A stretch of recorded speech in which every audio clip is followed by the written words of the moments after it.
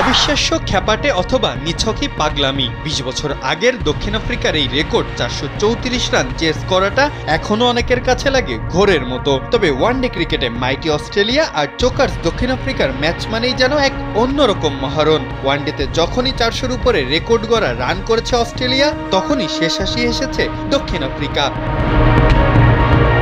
২০ বছর পর এই ম্যাচ নিয়ে আলোচনার কারণ রবিবার অস্ট্রেলিয়ার ব্যাটিং তাণ্ডব। আফ্রিকার বিরুদ্ধে শেষ ওয়ানডেতে সেঞ্চুরি করেছেন অজিদের প্রথম ৩ ব্যাটার। হাফ সেঞ্চুরির নিচে স্কোরবোর্ডে রান নেই কোনো অজির। ৪৩১ রান তুলে সবাইকে ফিরিয়ে নিয়ে গেছে স্মৃতির পুরনো পাতায়, কেননা দেয়ালে যে পিঠ থেকে গিয়েছিল অজিদের।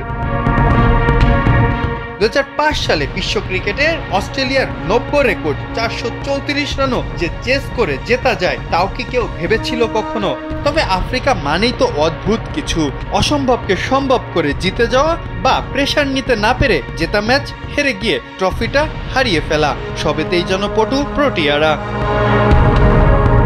ওয়ানডে ক্রিকেটে কখনোই ঘরের মাঠে ধবল ধোলাইয়ের লজ্জায় পড়তে হয়নি অজিদের। সেই তাগিদেই যেন উড়িয়ে দিল দক্ষিণ আফ্রিকাকে। ২৭৬ রানের বিশাল ব্যবধানে হারিয়ে নিজেদের সম্মান রক্ষা করলো হেডমাস্টাররা। আরও একবার অজিরা দেখিয়ে দিল চাপের মুখে সবথেকে বেশি জ্বলে উঠে তারাই।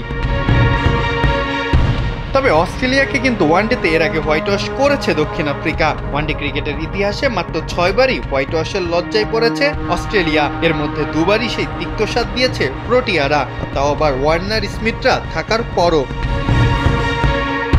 শিরোপা জেতার মাস্টার অস্ট্রেলিয়া আর শিরোপা হেলায় হারানো দক্ষিণ আফ্রিকা। লড়াইটা যেন মাইটি আর চুনোপুটির। তবে ওয়ানডেতে এখনও অস্ট্রেলিয়ার বিপক্ষে সবচেয়ে বেশি জয় আফ্রিকার। সম্প্রতি অস্ট্রেলিয়াকে হারিয়ে জিতেছে বহু আকাঙ্ক্ষিত আইসিসি শিরোপাও, তাই এই অসম লড়াইটাও বেশ উপভোগ করেন দর্শক সমর্থকেরা। মাহফুজ আহমেদ, কালবেলা।